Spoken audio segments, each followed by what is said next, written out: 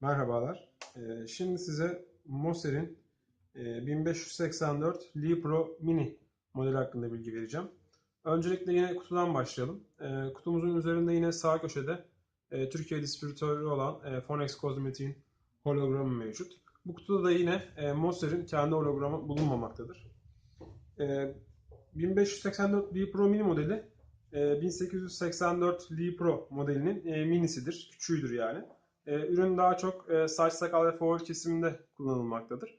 Saç kesiminde kullanılmayan bir üründür. Ürünümüzün yine kutusunu açalım. Bir koruma bandı mevcut değil kutumuzda yine. Kutumuzu açtığımızda karşımıza yine yetkili distribütörün ve yetkili servisin irtibat bilgilerinin bulunduğu bir garanti belgesi bulunmaktadır. Yine bir kullanım kılavuzu Türkçe içeriğe sahiptir. Yine küçük kullanım broşürleri mevcuttur. Ürünümüzün kutusunun içerisinden bir adet şarj ünitesi, bir adet bakım fırçası, bir adet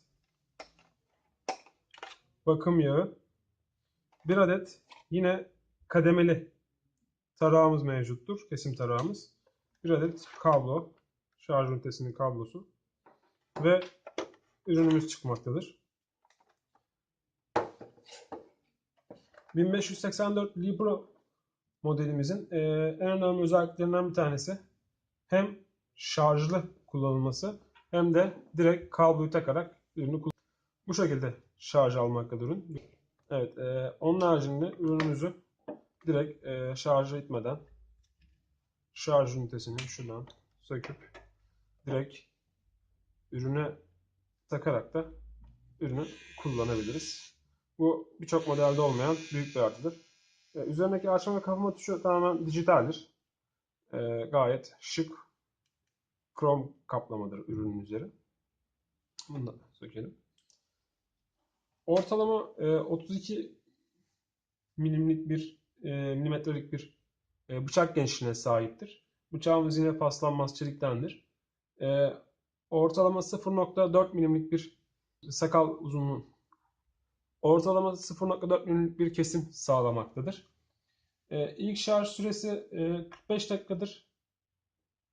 Çalışma süresi de 75 dakikadır. Yani gayet verimlidir şarj bakımından. Yaklaşık 120 gramlık bir ağırlığa sahiptir. Yani oldukça hafif bir üründür. Tarak kısmına gelecek olursak görmüş olduğunuz gibi kademeli bir tarağa sahiptir. Bunu aynı şekilde kademe kademe takıp istediğimiz uzunlukta kesim sağlayabilmekteyiz. Çıkartırken de şu şekilde veya ayarlarken bu şekilde kademeli ayarlayıp tıraşımıza devam edebilmekteyiz. Bakımına gelecek olursak ürünümüz yine kutunun içerisinden çıkan bakım yağı ile bakım yapılmaktadır. Görmüş olduğunuz gibi sadece şu kısma hafifçe yağ sürüp daha sonra bakım fırçasıyla bu yağı iyice yayıp temizliğini de yapabiliriz.